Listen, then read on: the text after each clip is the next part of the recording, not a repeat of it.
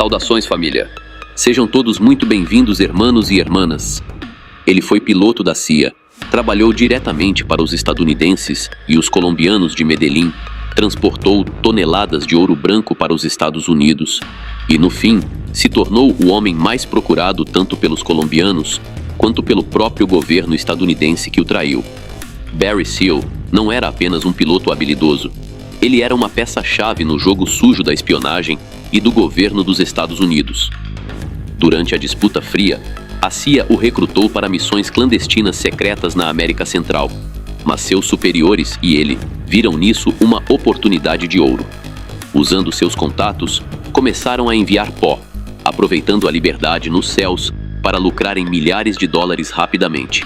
Mas toda essa ascensão veio com um preço. Quando foi traído e capturado pelos Estados Unidos, Barry fez o mais provável. Traiu os colombianos e se tornou informante do governo estadunidense.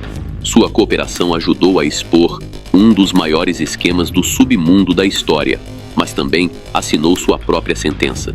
Afinal, quem realmente queria Barry Seal fora do jogo? Os colombianos, que viam nele um traidor, ou o próprio governo estadunidense, que não queria que seus segredos sujos viessem à tona? Preparem-se, porque hoje vocês irão conhecer a história de Barry Seal, o piloto que voou alto demais e caiu de forma voraz. Bora pro vídeo.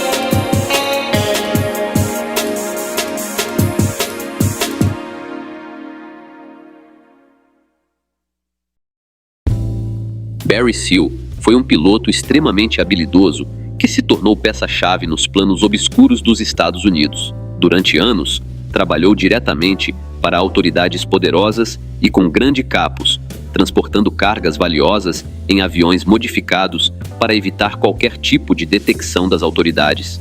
Sua perícia nos céus e sua ousadia fizeram com que ganhasse a confiança absoluta de todos, tornando-se um dos pilotos mais importantes para a história dos Estados Unidos.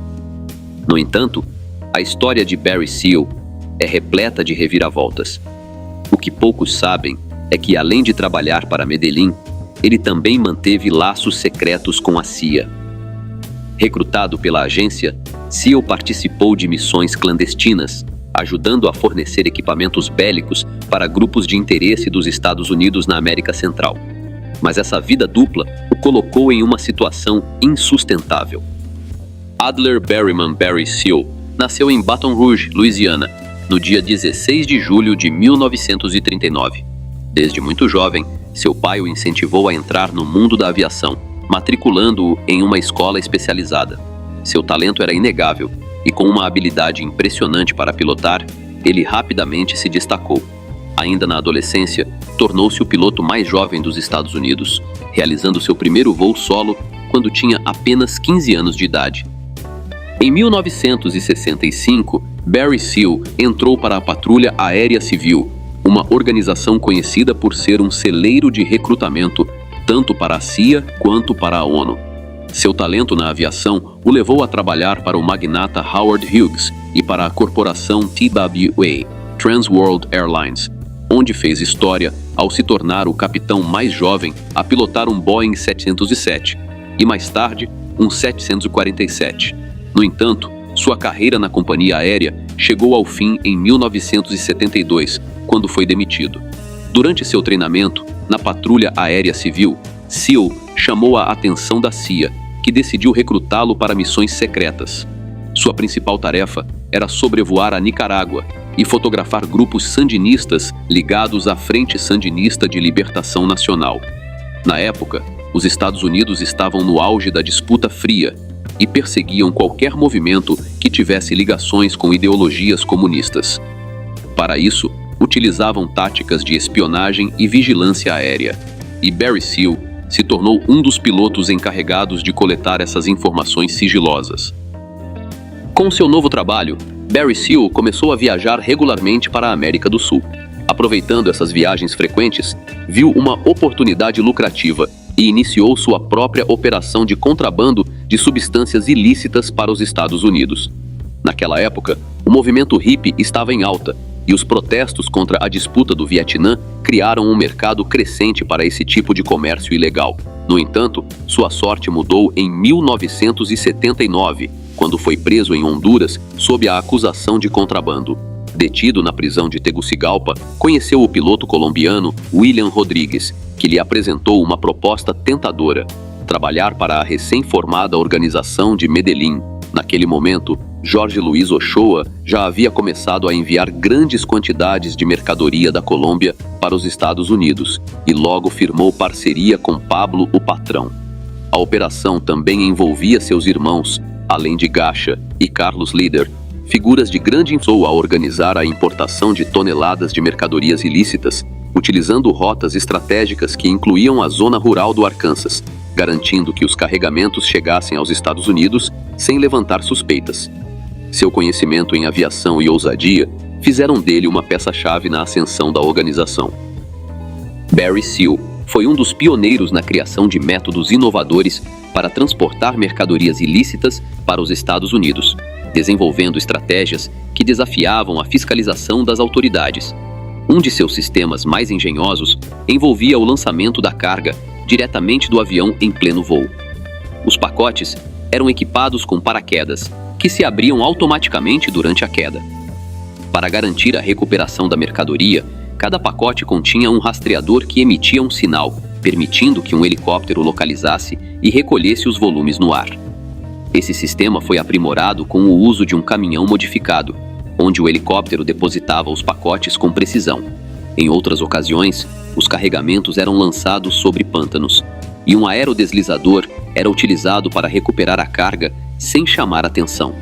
Apesar dessas estratégias inovadoras, Barry Seal também tinha uma pista de pouso preferida para suas operações: Summerfield, localizada no estado da Louisiana. Esse local se tornou um dos principais pontos de chegada de suas remessas vindas da Colômbia, permitindo que ele movimentasse toneladas de mercadorias sem grandes riscos. Nessa época, a organização de Medellín utilizava a Nicarágua como ponto estratégico para embarques e decolagens rumo aos Estados Unidos. Em meio à revolução, o exército sandinista mantinha o controle do país e havia suspeitas de que parte da mercadoria ilícita transportada ajudava a financiar suas operações. Esse cenário preocupava as autoridades estadunidenses, que buscavam conter a expansão do socialismo na América Central a qualquer custo. Diante desses fatos, o governo dos Estados Unidos decidiu agir em prol de seus interesses. Revendo o histórico de Barry Seal, eles encontraram a oportunidade perfeita e resolveram contratá-lo. Em 1983, ele foi preso na Flórida, dando início a um novo e tenso capítulo de sua vida. Eliminatórias. Em pouco tempo, Barry se tornou um homem extremamente valioso por tudo que sabia. Um homem que possuía informações cruciais sobre a operação da organização de Medellín. Enquanto isso, em 1984, a organização de Medellín espantou a Colômbia ao ordenar a queda do ministro da Justiça, Rodrigo Lara. Ele havia declarado uma disputa aberta contra todos os capos, e principalmente Pablo, denunciando publicamente os líderes de Medellín e expondo suas operações. Como resposta, a organização ordenou que Lara fosse dado de baixa, o que gerou uma grande pressão do governo colombiano. Para evitar represálias e capturas, os principais líderes da organização fugiram do país, intensificando ainda mais o confronto entre os capos e as autoridades. O governo dos Estados Unidos montou uma operação secreta, na qual Barry Seal pilotaria um avião equipado com uma câmera fotográfica de alta potência, estrategicamente escondida na fuselagem. O objetivo era obter provas concretas que ligassem o regime da Nicarágua à organização de Medellín. Para atrair a atenção de Pablo e sua organização, os agentes estadunidenses criaram uma armadilha. Anunciaram a venda de um avião militar em uma famosa revista de aviação. O detalhe era que esse modelo específico não estava disponível no mercado e não era comercializado oficialmente. No entanto, Escobar caiu na isca e demonstrou grande interesse na compra, convencido de que a aeronave era exatamente o que ele precisava para suas operações. Com o plano em andamento, a DEA enviou um técnico especializado para instalar a câmera oculta dentro de um compartimento na parte superior direita da entrada traseira do avião. Porém, havia um problema. O mecanismo de disparo remoto da câmera era barulhento e emitia um som alto ao capturar as imagens. Para evitar que o ruído despertasse suspeitas, Barry precisava manter os motores da aeronave ligados durante todo o processo, abafando qualquer som estranho e garantindo que a operação transcorresse sem falhas. No dia 25 de maio de 1984, Barry Seal pousou conforme o planejado e ordenou ao copiloto que mantivesse os motores acelerados ao máximo, enquanto ele aguardava o momento certo para tirar as fotografias secretas. No entanto, Pablo logo se irritou com o barulho intenso das turbinas e exigiu que Barry desligasse os motores imediatamente. Mantendo a calma, Seal alegou que havia problemas técnicos que poderiam tornar a decolagem arriscada caso os motores fossem desligados. Pablo aceitou a explicação sem desconfiar que, na verdade, aquilo fazia parte do plano para esconder o som do disparo da câmera. Quando encontrou o momento exato, Barry acionou o mecanismo e capturou as imagens mais comprometedoras da história do submundo. Na fotografia, Pablo aparecia carregando caixas contendo quilos de mercadoria ilícita ao lado de Gacha, Jorge e Federico Vorn, um funcionário do Ministério do Interior da Nicarágua. Esse foi o primeiro carregamento documentado da parceria, contendo 600 quilos de pó, que posteriormente foi enviado para a base aérea de Homestead, no sul da Flórida.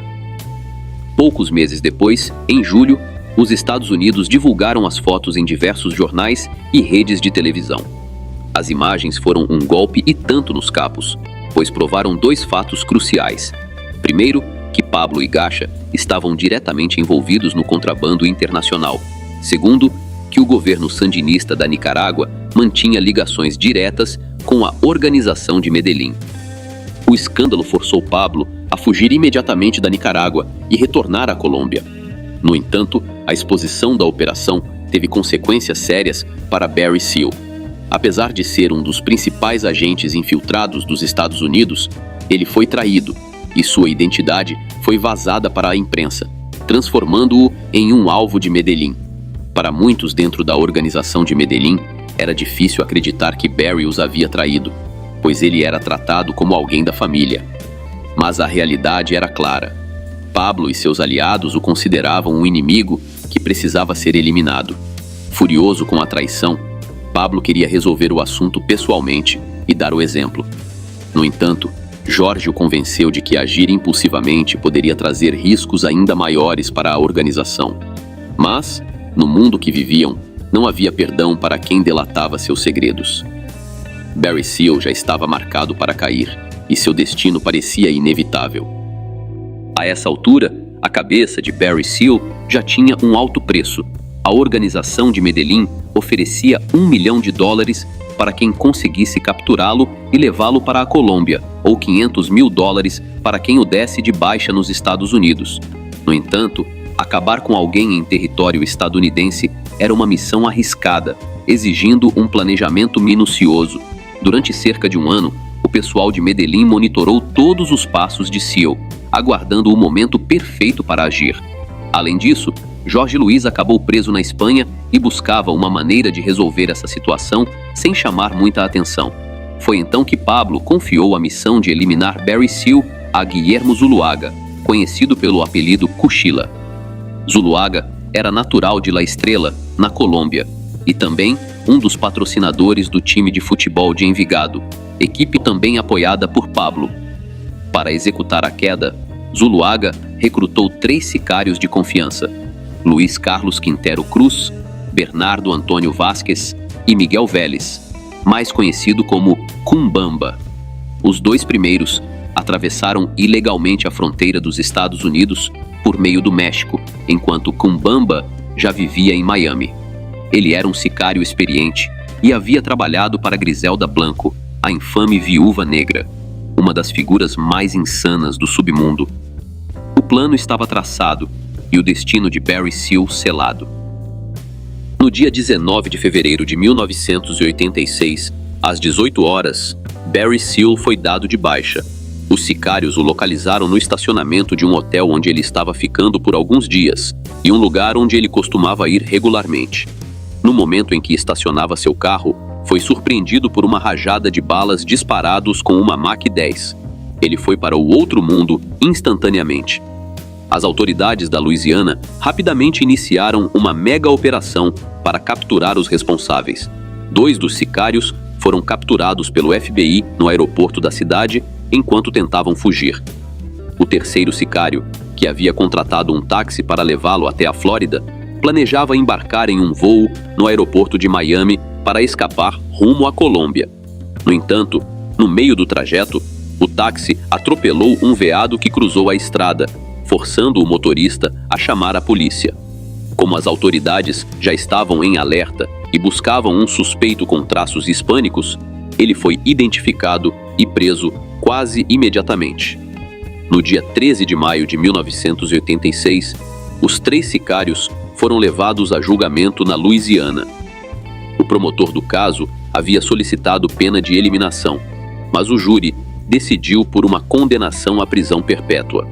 Assim, foi o suposto fim de Barry Seal, um homem que esteve envolvido nos esquemas mais obscuros do submundo e do governo estadunidense, pagando o preço final por sua traição aos capos de Medellín. Bem, essa foi a versão oficial.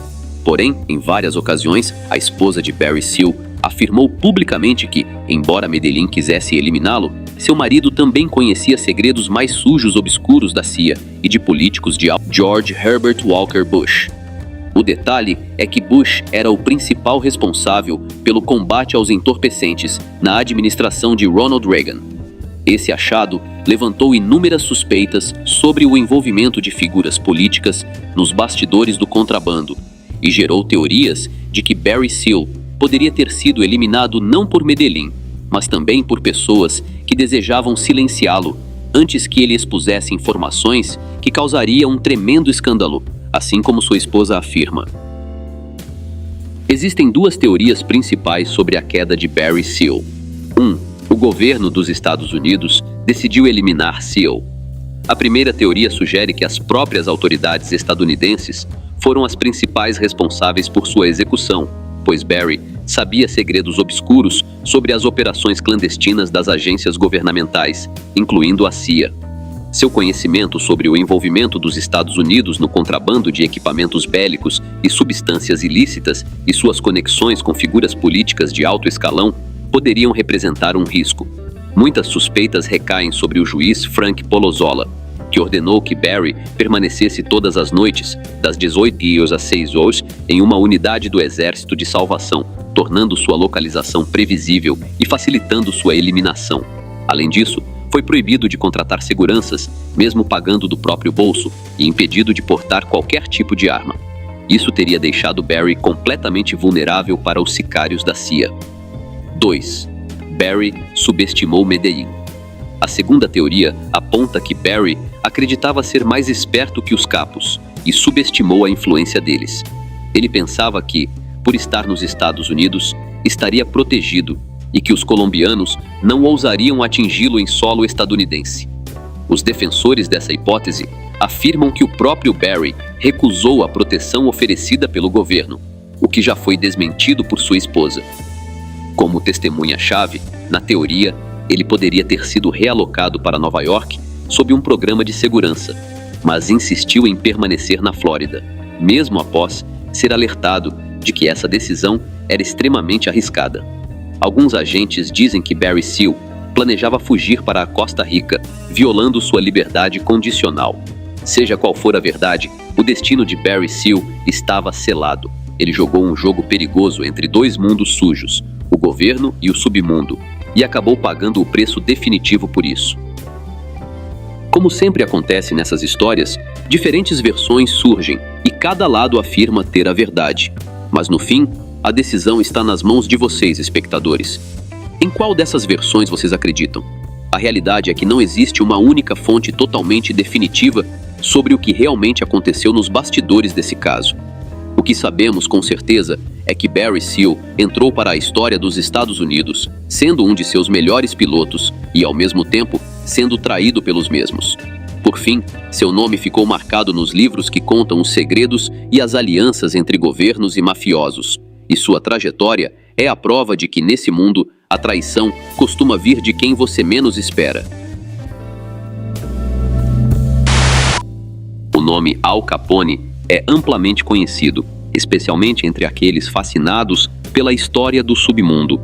Muitos sabem sobre suas insanas disputas com rivais, nas quais diversos inimigos foram dados de baixa, enquanto ele próprio se manteve de pé depois de várias tentativas de queda. E se conhecem essa história, provavelmente já ouviram falar de Jack McGurn, um dos mais efetivos sicários de Capone, responsável por quase todas as eliminações encomendadas pelo chefão da máfia. O cenário é Chicago, 1921. Jack McGurn, um jovem ambicioso de 19 anos, está cada vez mais perto de realizar seu sonho de se tornar um boxeador profissional. Ele dedicou anos ao treinamento e até adotou um novo nome, uma prática comum no boxe, já que atletas de ascendência irlandesa recebiam mais oportunidades do que os italianos. No entanto, as raízes de McGurn estavam na cidade siciliana de Lercara Fridi, na província de Agrigento. Foi lá que ele nasceu, em 2 de julho de 1902, como filho mais velho de Tommaso e Giuseppina Gibaldi. Seu nome de batismo era Vincenzo, mas, ao chegar nos Estados Unidos, foi alterado para Vincent. Aos 4 anos de idade, McGurn embarcou no navio Gregory Morgue, acompanhado de seu tio mais novo, Salvatore, e do tio Francesco, iniciando sua jornada rumo ao novo mundo.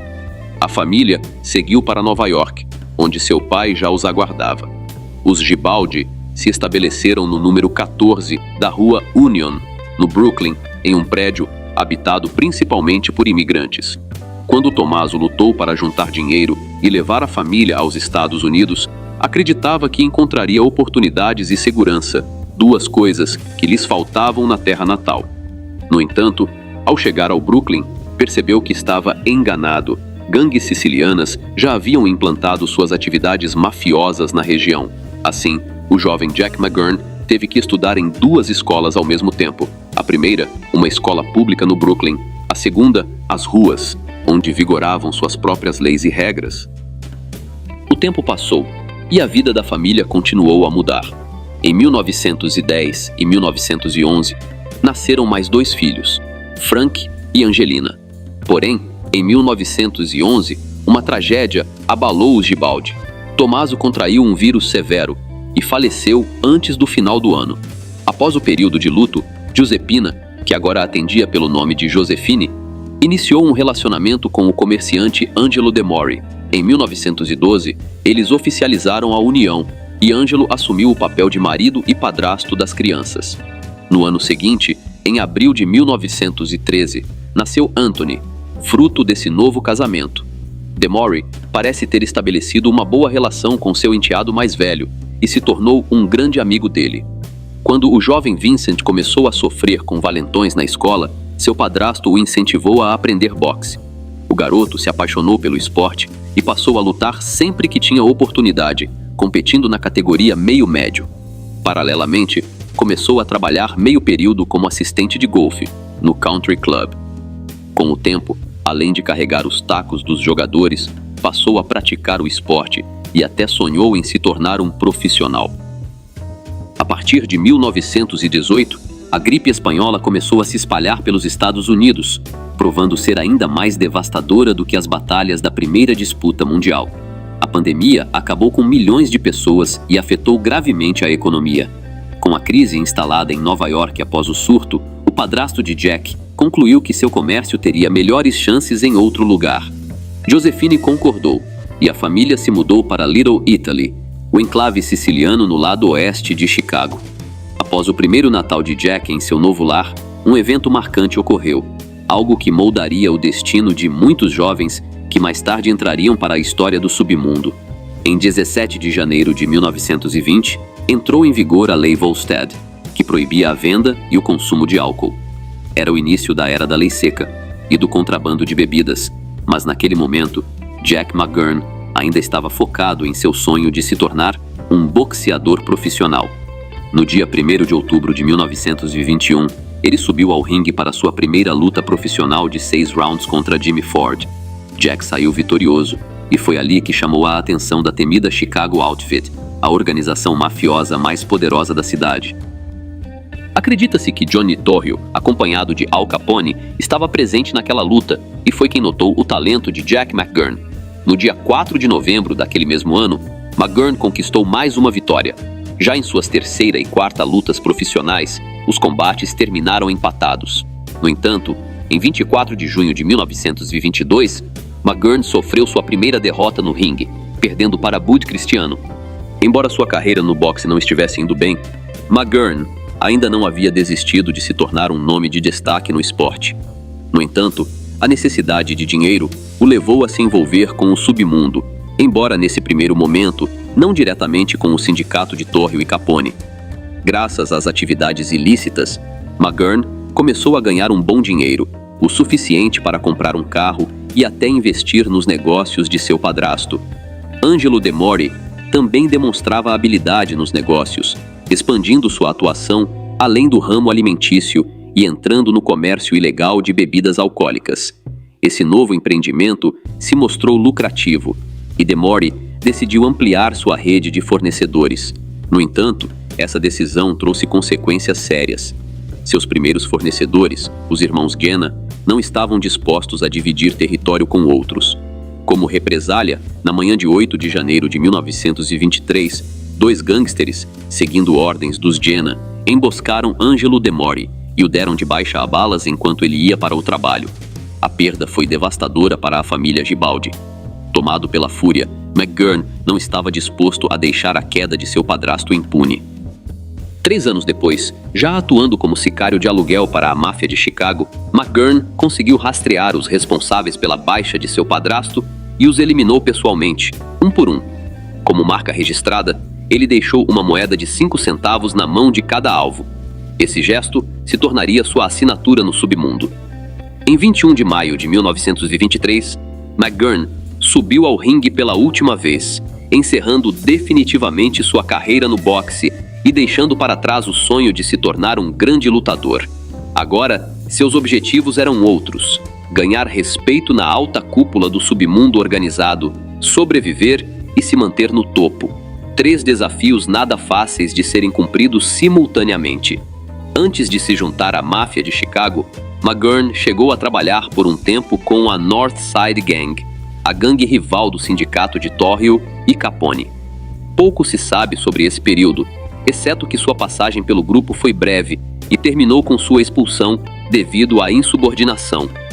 Foi apenas ao entrar para o círculo de Al Capone que sua sorte mudou. Sua ascensão na Chicago Outfit começou em 1926, através do Circus Café, um cassino clandestino associado ao sindicato Torrio Capone e liderado por Claude Maddox. Ali, McGurn chamou a atenção de Capone, que o recrutou como seu guarda-costas e principal executor. Rápido, implacável e disciplinado, McGurn logo conquistou a confiança de seus superiores e o respeito nas ruas, graças à sua lealdade inquestionável, sua reputação temida e sua obsessão por manter a forma física, um diferencial que o tornava ainda mais letal. Capone gostou tanto da disciplina de McGurn que ordenou que outros guarda-costas e sicários seguissem seu exemplo, frequentando uma academia especialmente construída para eles. Embora McGurn tenha se juntado ao sindicato em 1926, é necessário voltar um pouco no tempo para falar de um evento crucial que influenciaria diretamente sua trajetória no submundo: a queda de Dean O'Banion. O'Banion era o líder da North Side Gang. Como mencionado, essa organização mafiosa predominantemente formada por irlandeses estadunidenses, era rival da máfia de Chicago, e a rivalidade entre os dois grupos existia desde o início. No começo de 1924, foi firmado um acordo de paz entre as gangues, mas ele não durou muito. Já em maio, a frágil trégua foi quebrada devido a um golpe envolvendo a cervejaria Sibbins Brewery, que era de propriedade conjunta de Johnny Torrio e Dean O'Banion. Certo dia, O'Banion ofereceu-se para comprar a parte de Torrio no negócio. Sem desconfiar de nada, Torrio aceitou e recebeu um pagamento de $500.000. No entanto, no dia 19 de maio, ele percebeu que havia caído em uma armadilha. A polícia fez uma batida na cervejaria e prendeu os gangsters que estavam no local. Para libertar seus homens, Torrio teve que pagar uma fiança de $7.500. Furioso por ter sido enganado, ele decidiu eliminar O'Banion. Em 10 de novembro de 1924, 3 gangsters entraram na floricultura Schofields, de propriedade de O'Banion, e o executaram a tiros. Essa queda marcou o início de um conflito insano que duraria 5 anos entre a gangue de Northside e o Chicago Outfit. A vingança veio rapidamente. Em 24 de janeiro de 1925, o novo líder da gangue Northside, Jaime Wise, junto com George Bugs Moran, organizou um golpe contra Johnny Torrio. Apesar dos ferimentos graves, Torrio conseguiu escapar. Após se recuperar do atentado, Johnny Torrio decidiu se afastar da máfia, entregando o controle do sindicato para Al Capone e partindo para a Itália. Em 20 de setembro de 1926, Jaime Wise e Bugs Moran organizaram um grande ataque contra Capone em um hotel, mas a investida falhou. Em retaliação, Capone ordenou que McGurn eliminasse Wise. No mês seguinte, em outubro de 1926, McGurn cumpriu a missão e deu de baixa em Wise com uma submetralhadora Thompson. Alguns meses antes, em abril, McGurn também esteve envolvido no assassinato de 2 gangsters da West Side Gang, O'Donnell Daugherty e Thomas Duffy. Durante o ataque, o assistente do procurador do estado, William McSwigan, acabou sendo morto acidentalmente. Ainda naquele ano, McGurn finalmente vingou a queda de seu padrasto, eliminando os responsáveis pelo ato. No dia 2 de março, McGurn quase se tornou alvo de um atentado. Os inimigos de Capone tentaram acabar com ele perto de sua casa, o que levou à sua primeira aparição nos jornais, embora sob o pseudônimo de James Gabbert. Impressionado com as habilidades de seu novo sicário de elite, Capone decidiu fazer algumas mudanças na estrutura de sua organização. No final de setembro de 1926, McGurn foi nomeado chefe dos executores do sindicato. A decisão logo se mostrou acertada. Sob sua liderança, as operações se tornaram mais elaboradas e eficazes, como evidenciado pela queda de Jaime Wise. Para garantir o sucesso da emboscada, McGurn alugou 2 quartos estratégicos como pontos de observação. Quando Wise apareceu na rua, acompanhado de seu guarda-costas, um político e um detetive, McGurn e seu assistente abriram fogo. A execução foi precisa. Wise e seu guarda-costas foram eliminados, enquanto os outros 2 homens foram atingidos, mas sobreviveram. A impressionante precisão de McGurn no manuseio de armas logo se tornou sua marca registrada, rendendo-lhe o apelido de Machine Gun. No verão de 1927, Giuseppe Aiello, líder de uma das famílias mafiosas de Chicago, tentou tomar o controle da Unione Siciliana, uma organização fraterna fundada em 1895. Criada como uma sociedade de auxílio mútuo para imigrantes sicilianos, a Italian American National Union exercia grande influência sobre a comunidade italiana e controlava a maior parte dos votos desse grupo. Naturalmente, a organização se tornou um alvo disputado entre os mafiosos que buscavam expandir seu poder. Rumores diziam que Al Capone, usando suas conexões, conseguiu colocar seu aliado Antônio Lombardo como chefe da Unione Siciliana. No entanto, essa manobra enfureceu Giuseppe Aiello, que reagiu de maneira ousada. Ofereceu uma recompensa de $25.000 pela cabeça de Capone e Lombardo. Foi um movimento precipitado. Assim que soube da oferta, McGurn começou a caçar os caçadores. Entre maio e setembro de 1927, ele eliminou pelo menos 4 sicários em potencial. Essa onda de execuções, no entanto, chamou a atenção das autoridades. Em 6 de junho, após eliminar o primeiro alvo, McGurn foi preso pela primeira vez. Durante a abordagem, a polícia encontrou um revólver carregado com ele. No dia 2 de agosto, McGurn foi libertado, mas pouco tempo depois voltou à cadeia, acusado de rapto e queda. No entanto, no tribunal, as testemunhas misteriosamente desapareceram ou mudaram seus depoimentos. Ninguém estava disposto a se tornar inimigo do insano executor de Capone. Sem provas suficientes, o juiz não teve outra escolha senão libertá-lo. Em outubro, McGurn foi preso novamente, desta vez por porte ilegal de armas. No entanto, as idas ao tribunal estavam longe de ser a pior consequência de sua atuação no delito. Em 1928, começaram as tentativas de queda contra ele. A primeira ocorreu em 7 de março. McGurn estava em território inimigo, cumprindo uma missão para Capone, quando foi avistado por um membro de uma gangue rival.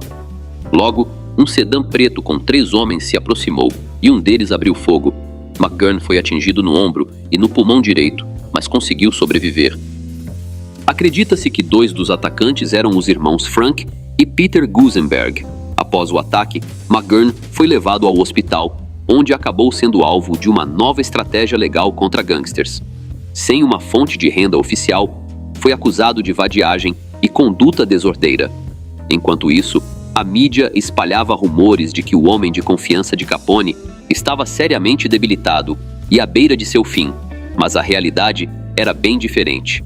McGurn se recuperou rapidamente e, com a ajuda de Capone, conseguiu escapar. No dia 17 de abril, McGurn novamente escapou da queda por um triz. Dessa vez, os responsáveis pelo ataque foram James Clark e Billy Davern, membros da gangue Northside. Mas a vingança não demorou. Algumas semanas depois, McGurn caçou Davern e o executou. Em 1929, aconteceria o evento que marcaria o ápice da rivalidade entre McGurn e a gangue Northside, o insano Dia de São Valentim. A participação de McGurn nas eliminações de 7 membros e associados da gangue Northside nunca foi oficialmente comprovada, mas há fortes indícios de seu envolvimento. Na manhã de 14 de fevereiro de 1929, 4 sicários vestidos com uniformes de policial alinharam 7 homens desarmados contra a parede de uma garagem e abriram fogo. 2 dos gangsters estavam armados com metralhadoras Thompson, garantindo que nenhum dos alvos tivesse chance de escapar. Entre os eliminados estavam Reinhard Schwimmer, John May, Albert Kachelek, Adam Heyer, Al Weinschank e Peter Gusenberg. O único que ainda demonstrava sinais de vida, quando a polícia de Chicago chegou ao local, era Frank Gusenberg, irmão de Peter. Levado às pressas para o hospital com 14 buracos de bala, Frank foi questionado pelos investigadores sobre o que havia acontecido. Sua resposta foi curta e firme: "Não vou contar. Pelo amor de Deus, me levem para o hospital." 3 horas depois, ele se juntaria aos outros na lista de baixas. O principal alvo do ataque era, sem dúvida, o líder da gangue Northside, Bugs Moran, que teve a sorte de não estar na garagem naquele dia. E se pararmos para pensar em quem se beneficiaria com sua queda, a resposta surge imediatamente: seu maior rival, Al Capone. O ataque provavelmente foi planejado por McGurn, que viu na emboscada uma oportunidade perfeita para se vingar dos irmãos Gusenberg, responsáveis pela tentativa de queda contra ele. Tanto Capone quanto McGurn apresentaram álibis para afastar qualquer suspeita de envolvimento. No dia 14 de fevereiro, o líder da máfia de Chicago estava na Flórida, enquanto McGurn, segundo o depoimento de sua namorada e futura esposa, Louise Rolfe, passou o dia ao lado dela. Foi por isso que a mídia a apelidou de The Blonde Alibi, o álibi da loira. Embora Bugs Moran tenha sobrevivido ao atentado, sua credibilidade como líder caiu drasticamente, permitindo que seus rivais ganhassem ainda mais influência. Pelas décadas seguintes, o submundo organizado de Chicago ficaria sob o domínio de Capone e seus sucessores. Mas a vitória teve um preço alto. O ato chocou a cidade e atraiu uma atenção que a máfia preferia evitar. a polícia intensificou a vigilância sobre o Chicago Outfit e o cerco começou a se fechar. Em 17 de maio, Capone foi preso na Filadélfia por porte ilegal de arma. Inicialmente, sua sentença foi de 90 dias, mas um juiz decidiu estendê-la para 1 ano completo. Durante esse período, Frank Nitti assumiu o comando do Chicago Outfit, mas sua relação com McGurn não era das melhores. Sem o apoio de Capone e sem a confiança de Nitti, McGurn decidiu se afastar temporariamente e se mudou para a Flórida com Louise e seu meio-irmão Anthony. No entanto, em 20 de março de 1930, McGurn foi preso novamente. Com a ajuda dos advogados da máfia de Chicago, conseguiu ser libertado, mas, poucos dias depois, em 1º de abril, foi detido mais uma vez. No dia 10 de abril, ele e Anthony foram transferidos de volta para Chicago, onde enfrentariam um cenário cada vez mais hostil. Naquele mesmo mês, o presidente da Chicago Crime Commission publicou uma lista dos inimigos públicos mais perigosos da cidade, contendo 28 gangsters. Jack McGurn ocupava a honrosa 4ª posição. Em junho de 1930, ele foi acusado de porte ilegal de arma, mas conseguiu liberdade sob fiança de $10.000. No entanto, estava claro que seus melhores dias no crime organizado haviam ficado para trás. Após o dia de São Valentim, os chefes da máfia passaram a evitá-lo. Ele chamava a atenção demais, e isso se tornou um problema para a organização. Afastado das principais operações e sem o prestígio de antes, McGurn começou a perder espaço dentro do Chicago Outfit. A carreira de Jack McGurn no submundo estava praticamente acabada. Quando Al Capone foi sentenciado a 11 anos de prisão em maio de 1932, McGurn percebeu que era hora de se afastar da máfia e tentar uma nova vida. Lembrando-se de sua antiga paixão pelo golfe, ele decidiu buscar uma carreira como jogador profissional. Em agosto de 1933, sob o nome falso de Vincent Gabardi, McGurn participou de um campeonato em Olympia Fields, Illinois, mas seu disfarce não durou muito. Um detetive de Chicago reconheceu seu rosto e no segundo dia do torneio, quando McGurn estava no buraco 7, foi informado de sua prisão. Mesmo diante da situação, McGurn manteve a calma e educadamente pediu permissão para terminar sua partida. A sorte definitivamente havia abandonado Jack McGurn. Depois do torneio de golfe fracassado, sua vida entrou em uma espiral de decadência. Incapaz de competir em grandes eventos e sem perspectivas no esporte, ele começou a beber excessivamente. O álcool o tornava agressivo e descontrolado, um comportamento perigoso para alguém que sabia tanto sobre o submundo. O Chicago Outfit começou a vê-lo como um risco.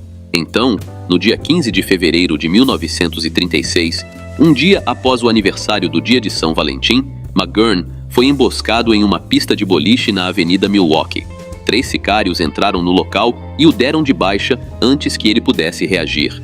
No balcão da recepção, os sicários deixaram um cartão de Dia dos Namorados com um poema sarcástico. Você perdeu seu emprego, perdeu suas joias, carros e belas casas, mas as coisas ainda poderiam ser piores, sabe? Pelo menos você não perdeu as calças.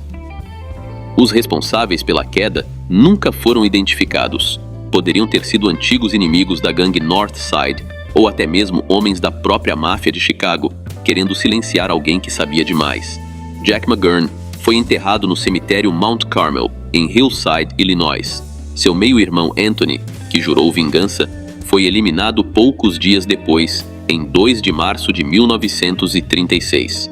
Por fim, assim terminava a história de um dos homens mais leais e implacáveis de Al Capone.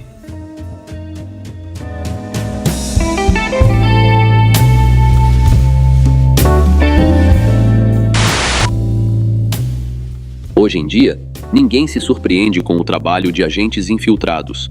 Em diversas partes do mundo, investigadores especiais se infiltram em grupos do submundo para reunir o máximo de provas possível e desmontar essas organizações por dentro. Muitos passam anos fingindo ser gangsters, vivendo sob uma tensão constante de serem descobertos ou até mesmo eliminados. Mas nem sempre foi assim. No início, as operações desse tipo duravam pouco e, na maioria das vezes, resultavam apenas na prisão de pequenos infratores. Foi só a partir da metade do século XX que essa estratégia começou a evoluir. E é aqui que entra o protagonista da nossa história de hoje. O primeiro agente nos Estados Unidos a passar mais de 5 anos infiltrado no submundo. O trabalho dele resultou em provas suficientes para que as autoridades pudessem incriminar mais de 200 membros de uma das organizações mais temidas do país. Ele conseguiu se infiltrar primeiro na família Colombo e depois na família Bonanno, onde atuou tão bem que conquistou a confiança de líderes poderosos, incluindo Dominic Napolitano. O próximo passo? Ele estava prestes a ser oficialmente aceito na organização mafiosa. Se essa história parece familiar, pode ser porque você já assistiu ao filme Donnie Brasco, estrelado por Johnny Depp e Al Pacino, baseado nos relatos do próprio agente. Mas o que o filme não contou? Joe Pistone nasceu em 1939, no estado da Pensilvânia. Seus avós foram os primeiros da família a pisar em solo estadunidense, vindos de diferentes regiões da Itália, alguns da Sicília, outros da Calábria. Durante sua infância, os pais de Pistone se mudaram várias vezes, mas a maior parte de sua vida escolar foi vivida na cidade de Paterson, em Nova Jersey. Nos tempos de escola, Joe se destacava tanto nos estudos quanto nos esportes, jogando futebol e basquete. Foi nessa época que ele conheceu aquela que viria a ser sua esposa, uma mulher que anos depois enfrentaria momentos difíceis por causa do caminho que ele escolheu. Após se formar no ensino médio, Pistone entrou para a universidade, mas, ao mesmo tempo, precisou trabalhar para sustentar sua esposa, que estava grávida. Ele aceitava qualquer emprego que aparecesse: barman, operário da construção civil, funcionário de fábrica. Até tirou uma licença para dirigir caminhões e garantir uma renda extra. Quando sua esposa se recuperou do parto, conseguiu um trabalho como enfermeira. Enquanto isso, Joe decidiu prestar o exame para entrar na polícia. No entanto, não conseguiu concluir o processo, pois não conseguia conciliar os estudos com o treinamento policial. Como alternativa, acabou trabalhando como professor.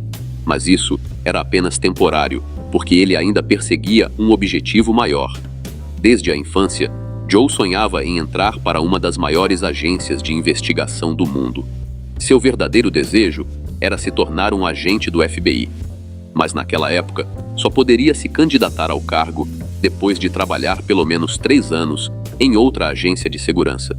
Por isso, Pistone, que havia dado uma pausa no sonho para lecionar, se viu diante de uma escolha: ingressar na polícia ou atuar na inteligência naval. Joe Pistone tinha amigos tanto na polícia quanto na inteligência, então conhecia bem o funcionamento de ambos os setores.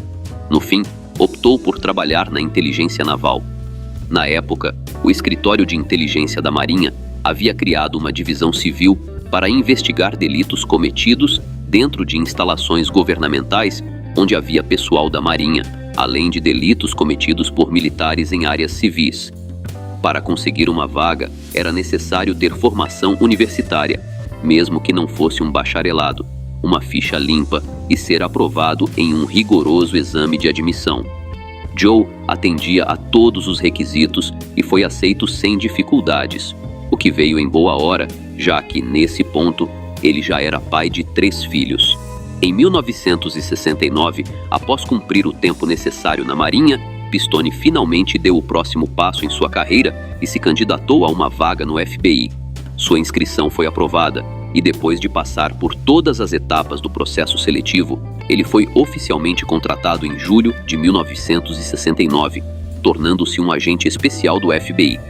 A primeira etapa em sua nova função foi um treinamento intensivo de 14 semanas na academia do FBI, em Quantico.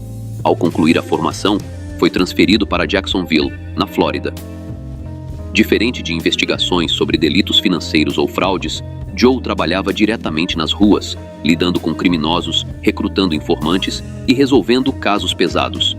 Na época, seu foco principal incluía a busca por foragidos, operações contra jogos ilegais, roubos a bancos e até casos que envolviam o transporte ilegal de pessoas entre estados para atividades ilícitas. Ele estava ganhando experiência real no submundo, algo que mais tarde se tornaria essencial para sua missão mais sinistra. Após 18 meses, Pistone foi transferido para Alexandria, Virgínia, onde sua principal função era investigar o passado de pessoas que concorriam ou eram indicadas para cargos públicos. Mas, mesmo nesse trabalho mais burocrático, ele não perdeu o interesse por investigações criminais e, por conta própria, continuou se envolvendo nesses casos. Joe passou 4 anos em Alexandria, período em que também participou de diversos treinamentos no Centro de Formação do FBI, em Quantico. Um desses cursos era exatamente sobre infiltração, algo que, em breve, ele colocaria em prática de forma inédita. Em 1974, Pistone foi transferido para Nova York e passou a fazer parte de um grupo especializado em delitos ligados a caminhões e cargas roubadas, algo que, pelo nome, já dá para imaginar o que investigavam. E foi justamente aqui que sua experiência anterior fez toda a diferença. Como ele era um dos poucos agentes que sabiam dirigir caminhões, acabou sendo o escolhido para se infiltrar em uma gangue de ladrões de cargas. Para isso, ele foi apresentado ao grupo por um dos criminosos, que havia se tornado informante do governo. Durante meses, Pistone trabalhou disfarçado dentro da quadrilha, coletando informações valiosas. O resultado? A prisão de mais de 30 pessoas, um dos maiores esquemas de roubo de cargas da história dos Estados Unidos. Mas esse caso não foi importante apenas pelas prisões. Ele também mudou completamente a forma como o FBI via o trabalho de agentes infiltrados. Até então, esse tipo de operação era rápida. O agente fazia uma compra simulada de algo proibido.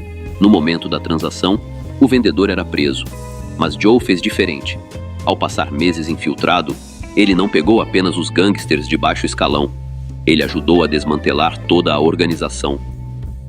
Foi essa experiência que abriu caminho para sua missão mais séria. Depois de encerrar o caso dos ladrões de carga, o escritório do FBI em Nova York começou a planejar uma nova operação de infiltração. O plano inicial era que durasse 6 meses. O alvo? Conseguir provas para prender mafiosos que movimentavam dinheiro sujo para a máfia. Mas ninguém imaginava que essa missão acabaria mudando a história do FBI e da própria máfia. Pistone foi escolhido novamente para essa missão.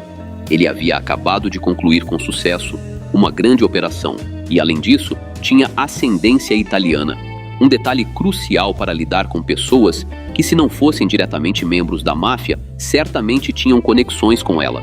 Dessa vez, a operação não duraria apenas alguns dias ou semanas. Seria um trabalho de longa duração, exigindo um disfarce impecável. Para isso, Joe precisava de uma identidade falsa convincente, uma história que explicasse sua presença no meio do submundo organizado sem levantar suspeitas. E foi assim que nasceu Donnie Brasco. O primeiro passo, claro, foi escolher um nome, e para isso, Joe optou novamente por Donnie Brasco. Esse nome já tinha uma certa história, pois ele já possuía um cartão de segurança social, um cartão da American Express e até uma carteira de motorista com esse nome. Depois, era preciso criar um passado convincente. Donnie Brasco passou a ser retratado como um órfão de um orfanato queimado em Pittsburgh, onde não havia registros de seus antigos colegas. Esse passado o transformava em um ladrão de joias, sem esposa nem filhos, e com uma longa carreira como mafioso nos estados da Flórida e Califórnia. Aliás, o fato de ser um ladrão de joias não foi uma escolha aleatória. Essa profissão estava em alta, era perfeita para a missão de infiltração, pois poderia ser realizada de forma individual e, o mais importante, 90% das vezes não envolvia violência.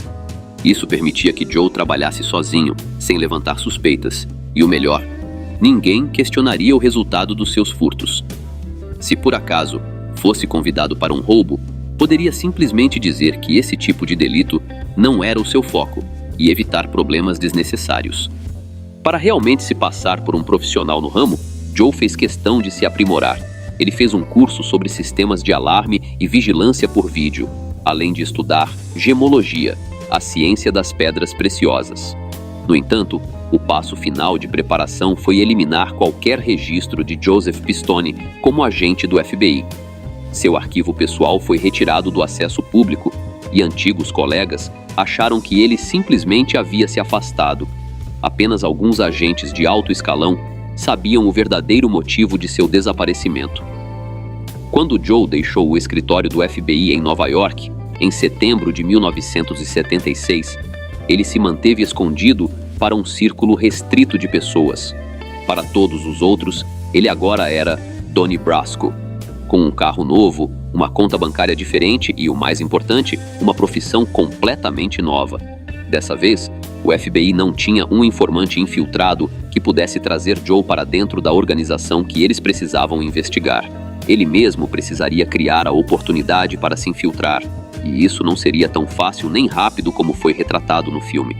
Não foi como se ele simplesmente entrasse em um bar e se apresentasse como um ladrão de joias. No começo, as coisas não aconteceram assim. Ele não foi direto aos lugares frequentados pelos mafiosos. Para quem não sabe, Wise Guys é o termo usado para os membros da máfia. Pistone começou sua missão visitando bares e clubes mais variados, com um público diverso, onde ninguém se importaria com uma nova pessoa. Esses lugares também eram frequentados por mafiosos, e o objetivo de Joe era que eles se acostumassem com sua presença. Durante os primeiros 3 meses, Joe apenas ficava nos bares, bebendo e conversando com quem estivesse disposto a falar com ele. Ele não queria se impor. Seu raciocínio era simples. Se começasse a fazer perguntas logo de cara, seria facilmente identificado como policial, e logo ninguém mais se aproximaria para fazer negócios. Ele precisava parecer um cara comum, alguém que só ia ali para passar o tempo, sem intenções de fazer novas amizades, mas disposto a bater um papo, caso alguém quisesse. Depois, quando as pessoas já estivessem acostumadas com sua presença frequente nos mesmos lugares, ele precisaria encontrar uma maneira discreta de fazer suas primeiras conexões. O momento certo veio durante uma partida de gamão, que acontecia em um dos bares locais, com alguns dos rapazes jogando por dinheiro. Entre eles, estavam alguns mafiosos. Em pouco tempo, Joe pediu permissão para se juntar à partida. Durante os jogos, ele conseguiu suavizar ainda mais a guarda dos locais e fez suas primeiras amizades. Agora, sempre que aparecia no bar, várias pessoas o cumprimentavam. "Ei, Donnie, como é que tá?" Ele já não era mais o forasteiro que aparecia de noite. Mais ou menos na mesma época, Joe conheceu um bartender chamado Marty. Embora ele não tivesse uma relação estreita com a máfia, conhecia algumas pessoas daquele mundo. No início, eles conversavam muito no bar onde Marty trabalhava, e com o tempo, começaram a sair juntos. Marty, então, apresentou Pistone a alguns mafiosos e passou a se interessar cada vez mais pelo trabalho de Donnie Brasco. Joe, no começo, evitava a conversa sobre sua profissão, muitas vezes de forma descontraída, como se fosse uma piada. Ele sabia que, se aprofundasse muito nesse assunto, poderia levantar suspeitas, então tentava desviar o foco, mantendo a identidade falsa intacta. A cada vez mais, Joe foi compartilhando mais informações com Marty, o que acabou levando o bartender a perceber, mesmo sem saber a profissão exata de Donnie, que ele não era exatamente um cidadão exemplar. Então, quando Pistone apareceu com algumas joias roubadas para tentar vender, Marty não se surpreendeu nem um pouco. Naturalmente, depois disso, o boato sobre Brasco se espalhou rapidamente pela comunidade mafiosa local. Dessa forma, sem forçar nada e sem chamar atenção indesejada, Joe conseguiu estabelecer sua identidade dentro do submundo. Agora, ele tinha uma base de pessoas que o conheciam, sabiam o que ele fazia e, no caso de Pistone, mais conexões com outras pessoas que poderiam confirmar sua identidade. Para essas mesmas pessoas, Donnie Brasco não parecia nada fora do comum. Com isso, Joe passou para a próxima fase da infiltração, e foi aí que entrou em cena outro agente chamado Chuck, que também trabalhava disfarçado na indústria musical, investigando a influência do crime organizado nesse meio. Chuck e Pistone começaram a frequentar bares juntos, sempre sob suas identidades falsas. Em uma dessas saídas, Chuck apresentou Joe a um sujeito chamado Albert, que estava ligado à família Colombo e tinha um tio que já era membro da máfia. Joe começou a estreitar a amizade com Albert. Eles passaram a sair para bares juntos, comemorar feriados e fazer outras atividades típicas de amigos. A infiltração de Joe começava a se fortalecer ainda mais. Foi Albert, no início de 1977, quem apresentou Donnie Brasco a um membro da família Colombo, cuja equipe foi a primeira a ser infiltrada por Pistone. Foi Gilly quem convidou Donnie para sua loja, onde sua equipe se reunia todos os dias em uma sala separada. Lá, Brasco passou a maior parte do dia jogando cartas e discutindo possíveis atividades, principalmente roubos. Logo, Brasco se tornou uma presença constante ali. Ele foi até consultado sobre sistemas de alarme e vigilância por vídeo, além de ser chamado para avaliar a autenticidade de joias. Aliás, o incidente logo no começo do filme, quando Donnie diz a Lefty que o anel dele é falso, na verdade aconteceu com a equipe de Gilly. Brasco disse a um mafioso que os diamantes roubados não eram reais. O cara respondeu com um longo argumento e até sugeriu retaliação caso estivesse errado, mas no final, quando o Fence, revendedor, repetiu a mesma coisa, ele foi forçado a admitir o erro, embora tenha ficado com raiva de Brasco. Esse sujeito havia ficado insistindo na cabeça de Gilly que Donnie precisava ser checado. Embora isso não tenha impedido outros caras de levar Brasco com eles em alguns de seus delitos, Gilly suportou isso por alguns meses, mas eventualmente cedeu. Um dia, quando Brasco entrou novamente na loja, foi levado para uma sala nos fundos e pediu para dar pelo menos um nome de alguém com quem ele tivesse feito negócios na Flórida ou na Califórnia, para que os mafiosos, que duvidavam de sua reputação, pudessem checar com seus contatos e ver o que essa pessoa diria sobre ele. O FBI tinha um informante para esse tipo de caso, um ladrão de Miami que se tornou informante secreto, mas ele havia sido avisado sobre isso logo no início da operação, em setembro de 1976. Já estava na primavera de 1977 e havia uma chance de que o sujeito não lembrasse desse pedido. Então, ao passar o nome, as chances de Joe sair dessa eram cerca de 50%. Enquanto esse sujeito desconfiado tentava encontrar o homem que Brasco mencionou por meio de seus contatos, o agente infiltrado estava trancado na sala, nos fundos da loja de Gilly. Foi um grande alívio quando finalmente veio a confirmação de Miami de que Donnie Brasco estava limpo. Após esse incidente, a comunicação de Brasco com a equipe de Gilly foi diminuindo gradualmente, mas isso teve menos a ver com toda a situação da checagem de antecedentes. Durante os 6 meses anteriores, Joe estava tentando descobrir, por meio desses especialistas em furtos, quem eram os grandes nomes da máfia. Inicialmente, a busca pelos grandes fences, revendedores, ligados à máfia, era o objetivo principal, mas eles não revelaram seus contatos. Em vez disso, Joe conseguiu reunir com sucesso evidências sobre a própria equipe de Gilly, e o FBI se viu diante de uma questão: retiramos Joe e fazemos as prisões, ou mantemos ele infiltrado? Foi decidido que a operação continuaria, mas com um escopo ampliado. Não apenas continuariam procurando os fences e os movers, mas agora o foco seria a máfia como um todo. A missão estava se tornando cada vez mais complexa, e Pistone estava se aproximando de descobrir os principais jogadores da máfia organizada. Com esse novo objetivo em mente, Gilly Greco deixou de ser tão interessante quanto o outro mafioso que entrou em contato com Pistone naquele momento: Tony Mira. Assim, Donnie Brasco começou a passar cada vez menos tempo com a família Colombo, onde Gilly estava, e mais com a família Bonanno. Tony Mira era um peixe muito maior. Ele havia cumprido uma longa pena por contrabando de ilícitos e, após sair da prisão, se envolveu em jogos de azar, negócios de jukebox, extorsão e mais contrabando. Mira começou a levar Brasco com ele com frequência, indo a bares e restaurantes, arrecadando dinheiro e se encontrando com outros mafiosos. Mira também apresentou oficialmente Brasco ao seu capitão, Mickey Zaffarano, e o apresentou a Benjamin Ruggiero, conhecido como Lefty. Aliás, o momento no filme Donnie Brasco em que Lefty exige seus $8.000 do homem que lhe vendeu um anel falso foi com Mira e não com Ruggiero. Foi Mira quem exigiu o dinheiro do homem, e quando ele começou a inventar desculpas, as coisas começaram a esquentar. Pistone sabia que Tony sempre carregava uma faca consigo, e para evitar um derramamento de sangue, com a permissão de Mira, ele levou o homem de lado e explicou o que estava prestes a acontecer.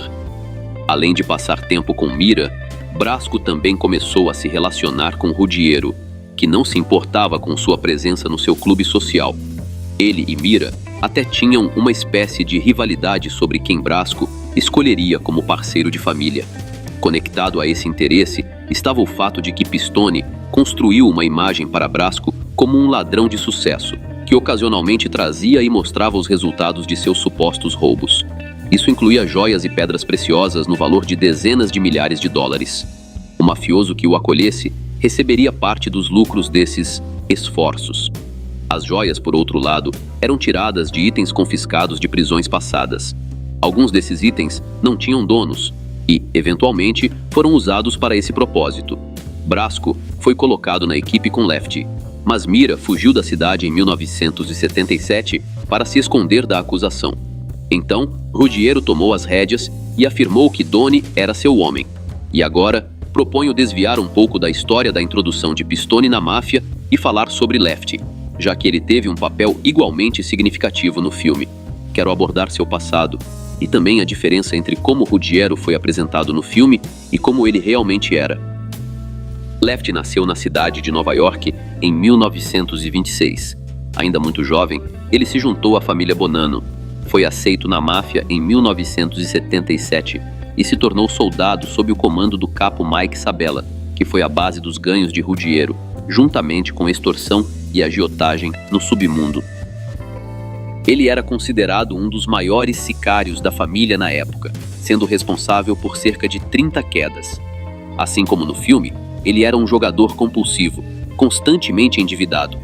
Por causa disso, em 1977, teve que quitar rapidamente uma dívida de 160 mil dólares. Caso contrário, não seria mais aceito na família. No entanto, ao contrário do personagem de Al Pacino no filme, que retratava Lefty como um tipo de piada, alguém que não havia conquistado nada na vida, o verdadeiro Ruggiero tinha muito mais respeito dentro das fileiras da máfia e, em alguns momentos, chegou a ser um capo interino. E se não fosse pela operação de Pistone, ele poderia ter se tornado um capo de forma permanente. Outra parte que no filme é retratada de forma bastante diferente da realidade é a amizade que se desenvolveu entre Ruggiero e Pistone enquanto Brasco. Donnie nunca sugeriu que Lefty comprasse um barco e fugisse para se salvar da máfia e da lei, e nunca considerou o relacionamento deles como uma amizade. Na verdade, Ruggiero irritou Pistone profundamente com seu comportamento. O relacionamento mais próximo de Pistone foi com Sonny Black. De fato, havia um semblante do que poderia ser chamado de amizade, mas também havia algo de verdadeiro sobre Lefty no filme. Ele realmente não gostava de frio e tinha medo de ficar congelado. Aquela cena em que ele congela na sala também foi real. Os caras decidiram fazer uma piada e colocaram o ar-condicionado no mínimo, e Lefty não conseguia descobrir como desligá-lo. O leão, aliás, também foi real, embora as circunstâncias de sua aquisição fossem um pouco diferentes. Mas o fato é verdadeiro. A amizade de Lefty com Brasco, como mencionei antes, foi diferente da do filme. No início, era apenas uma relação casual, mas aos poucos, Ruggiero começou a envolver Donnie nos negócios. Primeiro, com a cobrança de dívidas, depois pedindo para ele fazer apostas no escritório de apostas e mais tarde para viajar e relatar sobre as operações de jogo no lugar do subchefe da família, Nicolas Marangelo. Brasco, em todas essas situações, se saiu muito bem. Além disso, ganhava bem para si mesmo com seus roubos. Então, Lefty, tendo solicitado a presença de Donnie nas ruas, o formalizou como parceiro. Depois disso, começou o treinamento, que também foi similar ao que vimos no filme. Cortar o bigode, ser respeitoso com os wise guys, estar sempre disponível e por aí vai. A partir de então, a dinâmica de trabalho mudou. Lefty começou a arrastar Donnie para quase tudo: fraudes, furtos, apostas, agiotagem, extorsão. Ao longo de anos de infiltração, Pistone executou muitas dessas operações, mas vou me abster de falar sobre elas, pois não afetam o curso geral dos acontecimentos, e sua importância não é tão relevante. A primeira operação estava relacionada a Milwaukee e a família local da máfia, liderada por Frank Balistreri. O FBI introduziu um agente na cidade com o nome de Tony Conte, que deveria fingir ser um vendedor de máquinas de venda automática e tentar promover seus serviços aos donos de bares e lojas. A expectativa do Bureau era que os mafiosos locais que controlavam praticamente todos os negócios em Milwaukee, tentariam ameaçar Conte para expulsá-lo de seu território e, como resultado, seriam punidos pelos mafiosos. No entanto, nada aconteceu. Simplesmente, ninguém quis fazer negócios com Conte. Os donos de bares e lojas apenas o recusaram, e os mafiosos, vendo os fracassos do empresário decadente, não fizeram contato. Diante disso, os chefes decidiram tentar envolver a família Bonanno. Usando o agente Pistone para se aproximar da família de Milwaukee, Joe, no papel de Donnie Brasco, começou a conversar com Lefty aqui e ali sobre o assunto, como se fosse algo casual. Quando a oportunidade se apresentasse, ele falaria sobre um amigo que decidira entrar no ramo de máquinas de venda automática. Dessa forma, ele marcaria a existência de Tony Conte para Ruggiero, e então esperaria o momento oportuno para oferecer ajuda a ele para abrir um negócio em Milwaukee. Tal oportunidade surgiu rapidamente quando Lefty precisou de dinheiro urgentemente. Brasco disse a ele que seu amigo de Milwaukee poderia emprestar dinheiro, mencionando que ele tinha uma boa quantia guardada e gostaria de investir no ramo de máquinas de venda automática, e para isso precisaria da ajuda de um wise guy para negociar com os mafiosos locais, o que seria uma boa oportunidade de ganhar dinheiro, já que Lefty estava sempre em uma situação financeira difícil. Ruggiero caiu na armadilha, e enquanto Brasco esclarecia que o capital inicial de Conte era de cerca de $200 mil, Lefty começou a pensar nas opções de como negociar com a família local. Primeiro, Lefty encontrou-se pessoalmente com Conte, descobriu quanto dinheiro ele tinha e logo pediu $2.500 para cobrir as despesas. Em seguida, Ruggiero foi até seu capitão, Mike Sabella, para entrar em contato com seu chefe, Carmine Galante, que precisava dar permissão para esse empreendimento.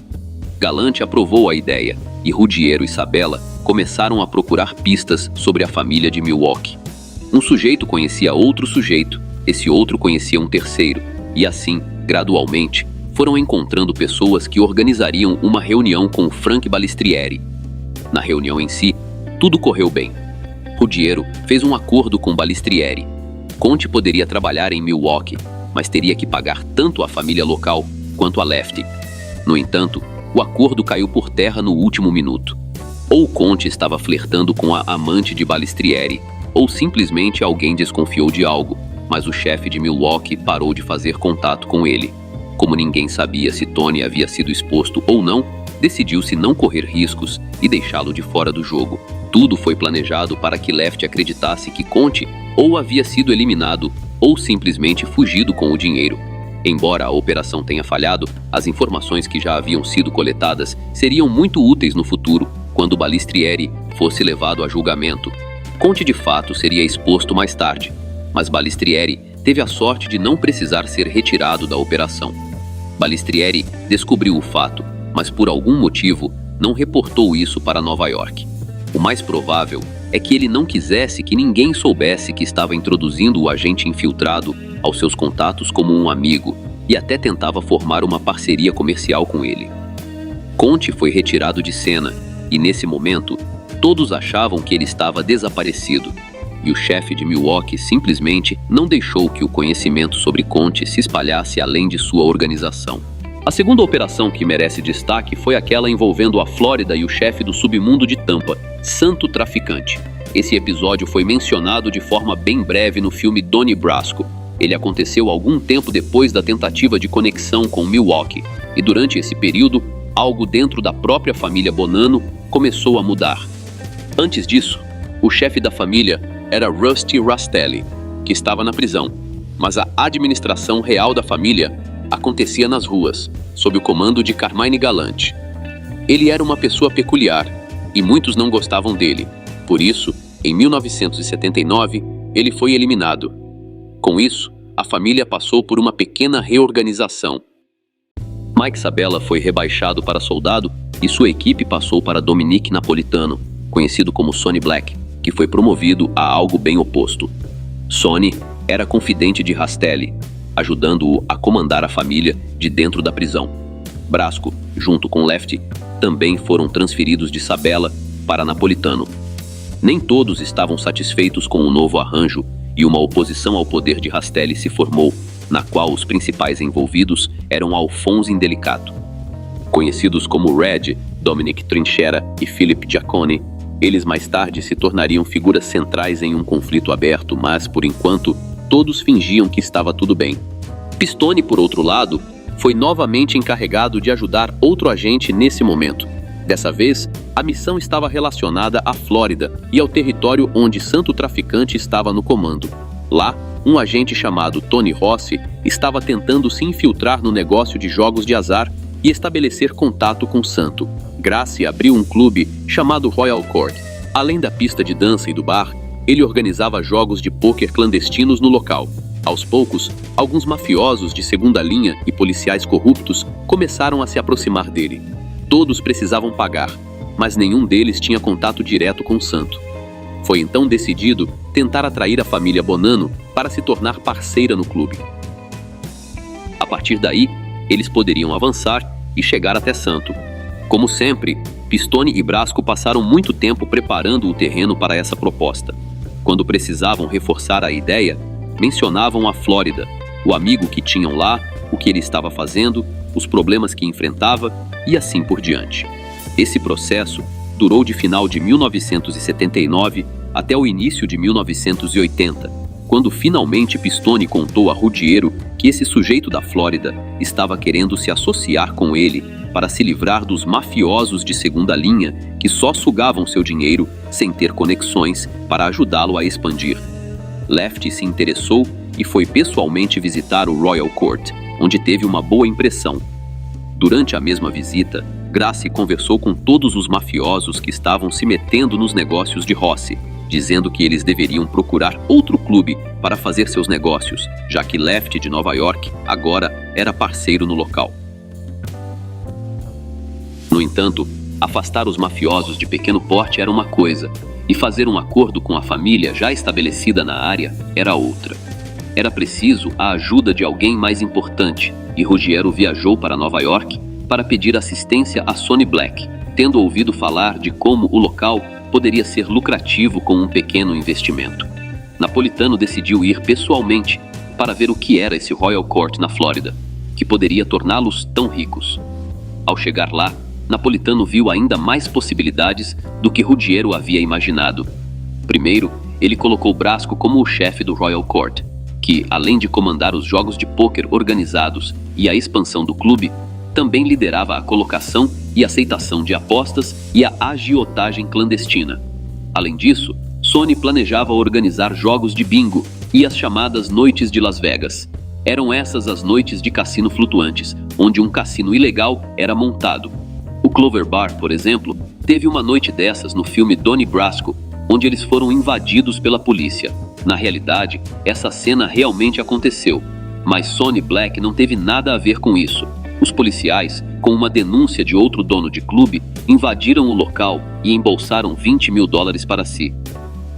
Napolitano foi informado desses mesmos planos por Santo, e ele aprovou a presença da família Bonanno em sua propriedade, em troca de uma porcentagem de tudo o que fosse operado lá.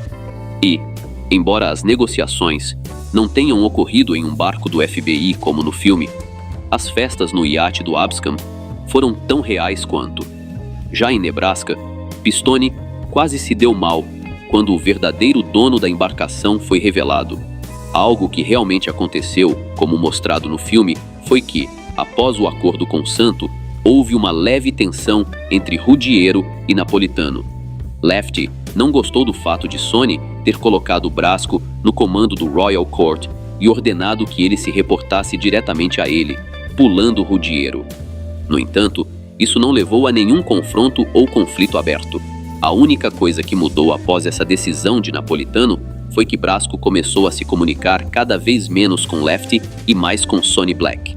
Primeiro, porque Sonny estava em uma posição mais alta e era mais valioso para a operação de Napolitano. E em segundo lugar, o agente não gostava de Ruggiero, que se comportava como um idiota. Ele constantemente puxava dinheiro de Brasco, o tratava como um cidadão de segunda classe e achava que Donnie lhe devia favores. E embora, nos negócios, Ruggiero sempre defendesse Brasco, na comunicação pessoal, Donnie se dava melhor com Napolitano. Ele dizia que Sonny era uma pessoa comum quando estavam sozinhos, alguém com quem ele poderia simplesmente sentar e conversar como um amigo, e não como um mafioso que estava acima dele em hierarquia. Por isso, Brasco se conectou mais com Sonny do que com Ruggiero, e perto do fim da Operação Napolitano, ele realmente passou a confiar quase mais em Nebraska do que em qualquer outra pessoa de seu círculo, prometendo a ele que, assim que o chefe Rusty fosse liberado da prisão, Johnny seria aceito na família. Enquanto isso, as coisas estavam avançando na Flórida.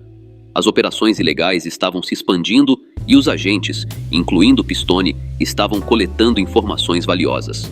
Em Nova York, as relações entre os grupos de Rastelli e Indelicato começaram a se intensificar, culminando na vitória dos primeiros. No filme, você pode ver isso quando a equipe de Sonny Black elimina 3 homens. Na vida real, o cenário foi muito semelhante. Foi marcada uma reunião entre os 4 capitães, Felipe, Bruno, Indelicato e o próprio Sonny. Porém, apenas Bruno não apareceu, e depois que os 3 primeiros foram dados de baixa, seus apoiadores se uniram ao lado de Rastelli. Bruno, que era amigo de Sonny, recebeu um contrato para ser eliminado, e esse contrato foi entregue a Donnie Brasco. A única diferença em relação ao filme é que Brasco não estava presente na cena das quedas, e só soube sobre eles depois que ocorreram. Esses eventos deixaram o FBI preocupado com o destino de Pistone. Naquela época, ninguém tinha ideia de como a queda dos 3 capitães seria percebida. Uma disputa feroz poderia muito bem eclodir, já que Sonny Rastelli claramente queria se vingar pela queda de seu filho Bruno, e Donnie Brasco, que tinha recebido o contrato para acabar com ele, poderia muito bem ser um dos primeiros alvos desse conflito. Então, surgiu a questão de encerrar a operação. Pistone, é claro, foi contra essa decisão. Ele estava infiltrado há mais de 5 anos. Por mais de 5 anos, passou quase todos os dias construindo uma grande reputação. Ele comandava um negócio na Flórida para a família Bonanno e tinha a confiança de um dos mafiosos mais respeitados do clã. O melhor de tudo era que valia a pena esperar alguns meses, quando seria aceito na família, permitindo que Pistone se tornasse o primeiro agente do FBI a ser iniciado na máfia. Nesse ritmo, continuar no trabalho poderia simplesmente destruir a rede mafiosa da família Bonanno.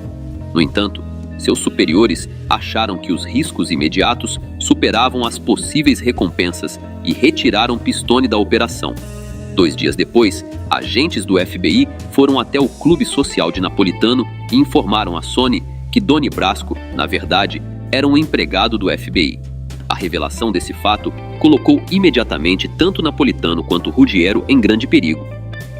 Naquela época, o ex-Napolitano estava em uma luta velada pelo poder na família com Joe Massino, que usou esse fato para justificar a necessidade de eliminar Napolitano.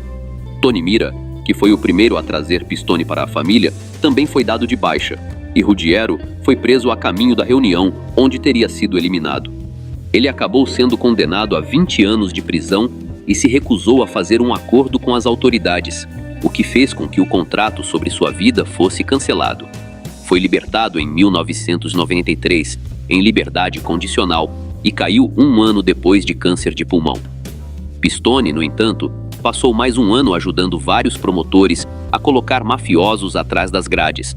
Ele esteve envolvido nos julgamentos da família Bonanno, da família Milwaukee, da família Tampa e da família Filadélfia. Ajudou no caso da comissão, onde Giuliani planejava prender os chefes das 5 famílias ao mesmo tempo.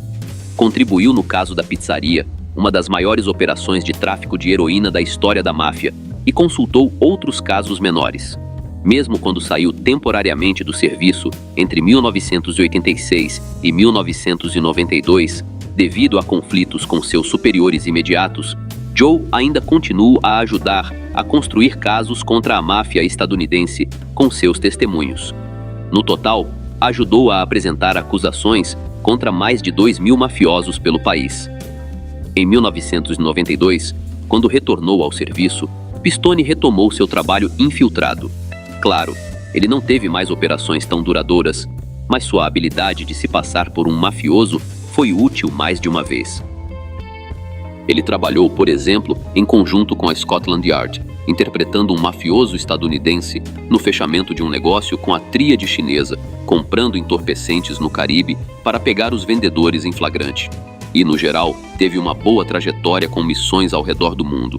Joe conseguiu escrever vários livros, vender os direitos de sua história para o cinema e trabalhar como especialista em operações secretas, fazendo palestras sobre o assunto ao redor do mundo.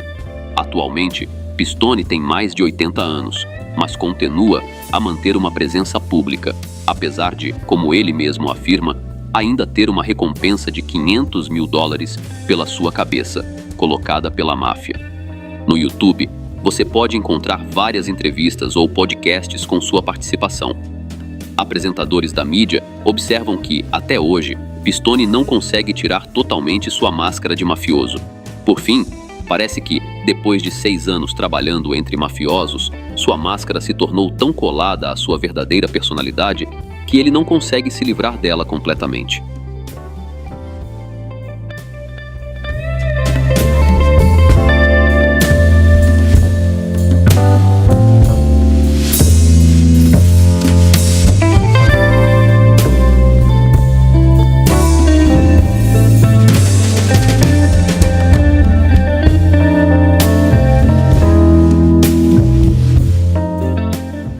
Salve família! E aí pessoal, o que acharam dessa história incrível sobre Joe Pistone, o homem que se infiltrou na máfia e se tornou Donnie Brasco? Uma verdadeira lição de coragem, estratégia e até de como a linha entre o bem e o mal pode se tornar bem tênue quando estamos lidando com os maiores mafiosos do mundo. Mas no fim, Joe cumpriu sua missão e ajudou a derrubar uma das organizações mais poderosas já vistas. Agora, se você curtiu esse vídeo e ficou tão fascinado quanto eu com essa história, não esquece de deixar o seu like. Isso ajuda muito o canal e mostra que você está curtindo o conteúdo.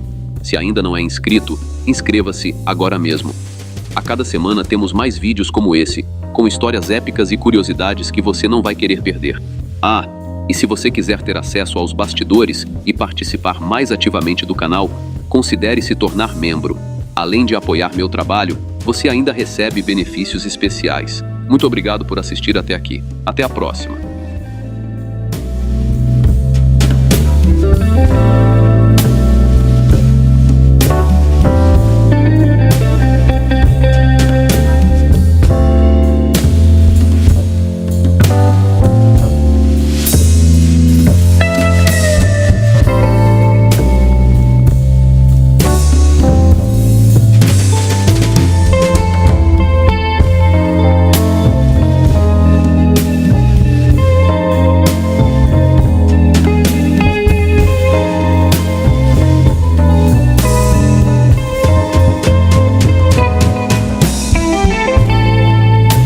Sejam todos muito bem-vindos à loja do canal.